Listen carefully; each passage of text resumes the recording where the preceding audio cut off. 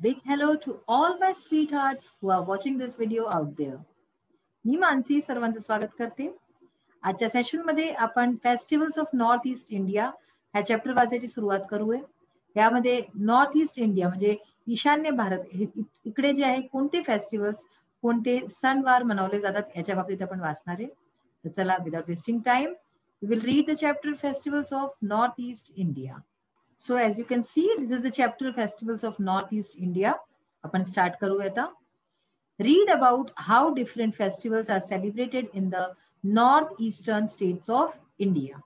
म्हणजे चला आपण वाचूया की कशा प्रकारे विभिन्न जे फेस्टिवल्स आहेत विभिन्न सणवार आहेत ते मनवले जातात आपल्या भारताचे नॉर्थ ईस्टर्न पार्ट्स मध्ये नॉर्थ ईस्टर्न स्टेट्स मध्ये राज्यांमध्ये.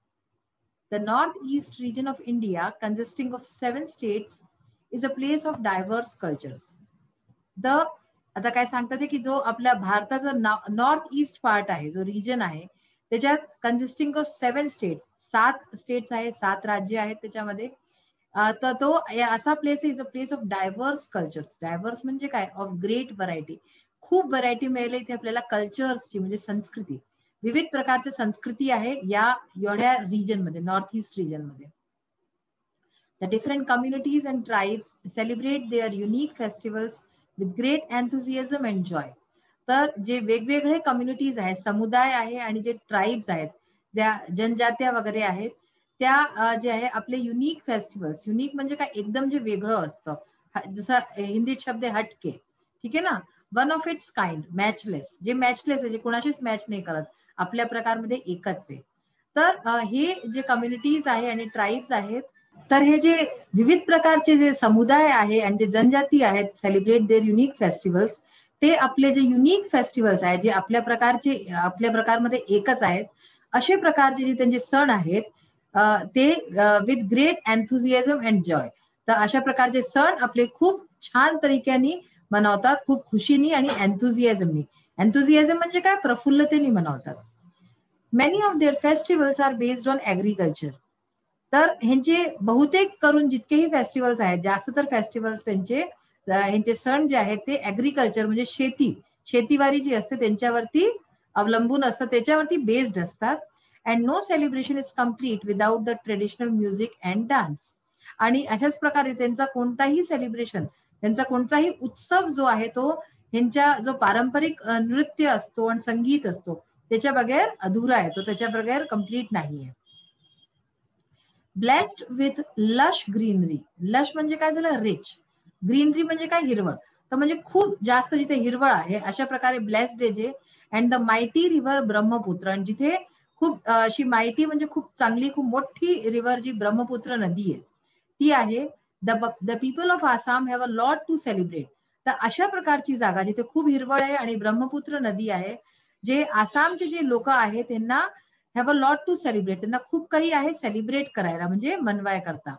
So Bihu is the chief festival of this state. तर या प्रदेशाचा या राज्याचा जो मेन फेस्टिवल आहे मेन सण आहे तो कोणता आहे Bihu. It is celebrated by people of all religions. तर हे प्रत्येक धर्माचे लोक तिथे बसणारे मनवतात. कास्ट और ट्राइब्स काही पण त्यांचा धर्म असो काही पण जाती असो काही पण असो ते लोक सगळे तिथे हे मनवतात. The 3 different sets of Bihu mark the beginning of the harvesting season. तर यांच्याकडे काय बिहू मनवायचे 3 टप्पे असतात असं समजा तुम्ही. 3 डिफरंट सेट्स आहेत म्हणजे 3 टप्पे आहेत. The beginning of the harvesting season जेव्हा हार्वेस्ट सीझन म्हणजे शेतीवाडीची सुरुवात होते ठीक आहे ना तेव्हा. द कम्प्लिशन ऑफ सोईंग जेव्हा सोईंग वगैरे म्हणजे कम्प्लीट होऊन जातो जेव्हा पूर्ण करून सगळं शेतकऱ्यांचं काम. And the end of the harvest season आणि जेव्हा सगळं कटाई वगैरे होते. हे 3 टप्पे आहेत तेव्हा हे बिहू मनवलं जातं. The Bihu dance is a joyous one performed by both young man and women and is noted for its brisk steps and hand movement. आता हा जो बिहू डान्स हा फार फेमस आहे वर्ल्ड वाईड आणि तुम्ही नक्कीच बघितलं असेल. जर नसेल बघितलं तर तुम्ही बघा इंटरनेटवरती. बिहू डान्स हा जो आहे हा खूप जॉयस म्हणजे की खूप उल्हासपूर्व अशा प्रकारचा आहे. Perform by both young man and women जे की यंग जे बायका पुरुष सगळेजण हे जे आहे डान्स करतात. And is noted for its brisk steps. Brisk म्हणजे काय क्विकली खूप लवकर ह्याचे स्टेप्स असतात फास्ट स्टेप्स असतात. अँड हँड मुवमेंट आणि अशाच प्रकारे हाताचे जे मुवमेंट आहे, हाताचे आणि पायाचे दोन्ही मुवमेंट फार फास्ट असतात ह्याच्यामध्ये. Unusual instruments provide traditional music for the dance. Unusual instruments म्हणजे जे वाद्ययंत्र असतात ते अनयुज्युअल प्रकारचे, वेगळेच प्रकारचे असतात. ते काय करतात, यांचं जे ट्रेडिशनल म्युझिक आहे, पारंपरिक जे संगीत आहे, डान्स करता त्याच्याकरता यांचे इन्स्ट्रुमेंट त्याच्यामध्ये सहायता करतात. The dhol which is similar to a drum. ढोल जे की एका ड्रम सारखं असतं. The pepa a wind instrument made from a buffalo corn.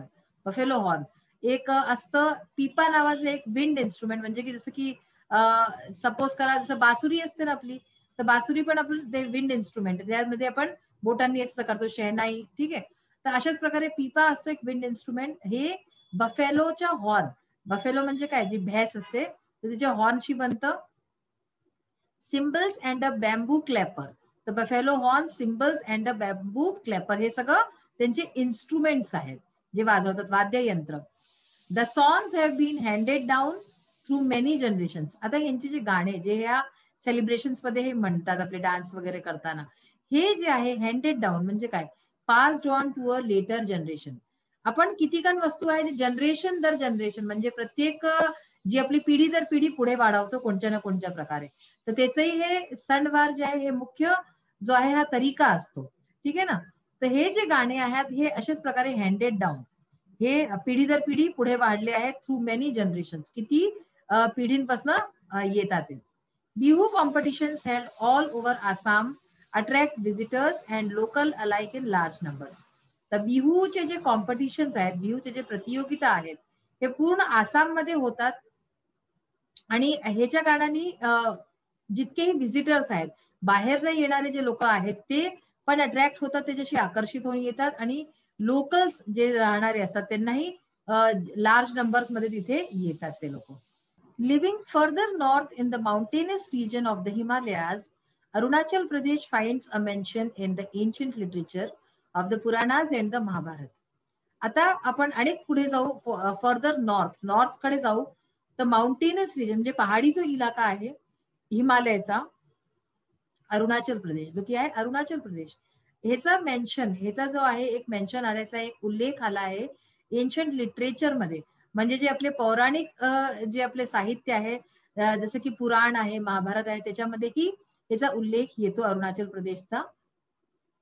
Nature has provided the people of this region with a deep feeling for beauty, which can be seen in their festivities, songs and dances.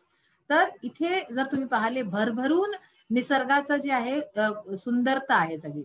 तर नेचरने, निसर्गाने हिला जे आहे people of this region, इथले जे लोकांना has provided the people of this region with a deep feeling, त्यांच्यामध्ये खूप डीप फिलिंग दिली आहे, खूप जे आहे अशा प्रकारची फॉर ब्युटी, सुंदरता करतात, निसर्गाकरता ते लोक खूप फील करतात, कारण की ते चारीकडे त्याशी सराउंडेड आहेत. Which can be seen in their festivities, जे की त्यांच्या फेस्टिव्हिटीज मध्ये ते लोक जेही काही आपले सणवार मनवतात किंवा जेही उत्सव मनवतात त्याच्यात स्पष्ट दिसतं. सॉंग्स अँड डान्स, अशा प्रकारे जेही गाणे म्हणतात, ते जेही डान्स करतात त्याच्यात स्पष्ट अगदी दिसून पडतं त्यांचं जे प्रेम आहे निसर्गाप्रती ते दिसतं. The New Year festival called Losar is perhaps the most important festival in certain areas of Arunachal. तर अरुणाचल प्रदेशमध्ये काय आहे की जो नवीन वर्षाचा जो फेस्टिवल असतो, ठीक आहे, ज्याला की लोसार, काय नाव आहे त्याचं, लोसार, तो जो आहे द मोस्ट इम्पॉर्टंट फेस्टिवल, तो सगळ्यात जास्त महत्वपूर्ण सण आहे in certain areas of Arunachal. Arunachal प्रदेशच्या काही काही एरियाज मध्ये ते फार मोठा सण आहे. On this occasion people clean out their homes to bring in the new year and to discard the old. तर या मोक्यावरती जे आहे, या ओकेजनवरती लोक आपलं घर साफ स्वच्छ करतात. हे सांगाय करतात जसं की bring in the new year, नवीन वर्षाचं स्वागत करायला, आणि डिस्कार्ड द ओल्ड, डिस्कार्ड म्हणजे गेट रेड ऑफ, की जुनं वर्ष जे संपताय त्याला त्याच्याशी छुटकारा पाय करतात, ते लोक आपल्या घराची सफाई करतात. A charming festival of Manipur, Ningol Chakouba binds and revives the relationship between married girls and their parents. अशाच प्रकारचं एक खूप सुंदर फेस्टिवल आहे मणिपूरचं, जसं की नाव आहे निंगोल चाकुओबा. हे काय करतं, रिवाइव्स द रिलेशनशिप, रिवाइव्स म्हणजे रिफ्रेश अँड एनर्जाइज, जसं की एक तरीके पुनर्जीवित करतं एक संबंध बिटवीन मॅरिड गर्ल्स, जे लग्न झालेल्या मुली असतात त्यांचं आणि त्यांचे पेरेंट्सचं, त्याच्यामध्ये परतसे एक जे आहे जुडाव करतं. The women and their children are given a sumptuous feast and gifts. तर ज्या मुलींना म्हणजे लग्न झालेल्या माहेरवाशीण मुलींना बोलावलं जातं, त्यांना आपल्या मुलांबरोबर, त्या आपल्या मुलांबरोबर येतात आणि त्यांना खूप छान जेवण करवलं जातं. सम्च्युअस म्हणजे व्हेरी ग्रँड, खूप ग्रँड असा एक जेवण करवलं जातं आणि त्यांना गिफ्ट्स दिले जातात. During Cheiraoba, the Manipur new year festival in April, people clean and decorate their houses and prepare special festive dishes. तर काय म्हणतात ते की चिराओबा अशा प्रकारचं एक मणिपूरचं एक अनेक फेस्टिवल आहे नवीन वर्षात जे की मनवलं जातं एप्रिलमध्ये.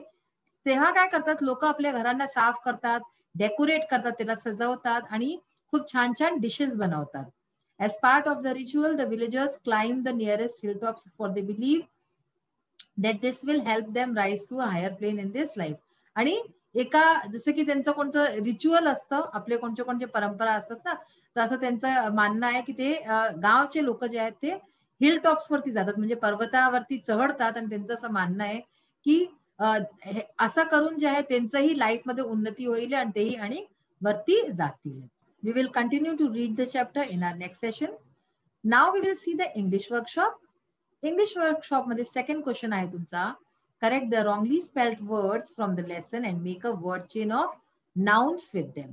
तर आपल्याला काय करायचंय, एक सर्वात आधी इथे स्पेलिंग्स मिस्टेक दिलेले आहेत, त्यांना सही करायचंय आणि त्याच्यानंतर एक नाउन्सची वर्ड चेन बनवायची. तर बघा इथे मॅनर, स्पेलिंग्स तुम्ही बघत चला. See in this type of exercise you have to just learn the spellings. ठीक आहे ना, तुम्हाला स्पेलिंग सगळ्या लर्न केल्या आल्या पाहिजे जितकेही आहेत. वर्ड्स मध्ये कोणते स्पेलिंग आहे, जसं की manner, season, nature, drum, locals आणि फेस्टिवल अँड रिच्युअल. ठीक आहे ना, तर अशा प्रकारचे स्पेलिंग्स आहेत जे की तुम्हाला ठीक करायचे आहेत. नेक्स्ट आहे वर्ड चेन. पहा नाउन्सची बनवायची, तर फेस्टिवल, लोकल. वर्ड चेन मध्ये काय असतं, as I told you, just like your antakshari. Antakshari आपण खेळतो, लास्टचा जो शब्द असतो, अक्षर असतो, त्याच्याशी नवीन गाणं म्हणतो. So it's just like that की आपल्याला लास्टचा जो अल्फाबेट आहे त्याच्याशी नवीन शब्द बनवायचा आहे. आता तो नाउन किंवा ऍडजेक्टिव्ह, वर्ब काही पण होऊ शकतो. Like in this case they have said की नाउनचं बनवायचं आहे. Festival, local, season, nature and drum, manner, ritual. हे सगळे शब्द आहेत. मग आहे pick out the adjective forms of the following words from the lesson. तर आपल्याला लेसन मधनं याचे जे शब्द आहेत त्यांचे ऍडजेक्टिव्ह, विशेषण फॉर्म्स पाहायचे आहेत. Diversity, diverse. Joy, joyous. Tradition, traditional. Mountain, mountainous. आताच आपण सगळे शब्द वाचले, traditional, mountainous, joyous. Festival, festive. Variety, various. So all these are adjective forms. Next आहे pick out the noun forms of the following words from the lesson. आपण आता adjective forms बघितले, आता आपल्याला शब्दांचे नाउन फॉर्म्स बघायचे. तर complete, completion, movement, green, greenery, live, life, rhythmic, rhythm, prosper, prosperity. The three words below can be used in sentences as nouns as well as verbs. Make sentences of your own that show the different usage. पहा, एकच शब्द noun सुद्धा होऊ शकतो आणि verb सुद्धा होऊ शकतो, हे तुम्हाला माहिती ऑलरेडी. आता इथे अशाच प्रकारचा एक शब्द दिलाय, आपल्याला दोन सेंटेन्सेस बनवायचे, एकात नाउन एज अ नाउन त्याचा युज करायचा आहे आणि एकात age a verb, so that की आपल्याला त्याच्यामध्ये डिफरन्स काय आहे तो कळून जाय. जसं बघा एंड हा शब्द आहे, END, एंड. एंड म्हणजे काय, समाप्त होणं, काही वस्तू संपणं. The end of the story was very funny. तर स्टोरीचा जो एंड होता तो बहुत फनी होता.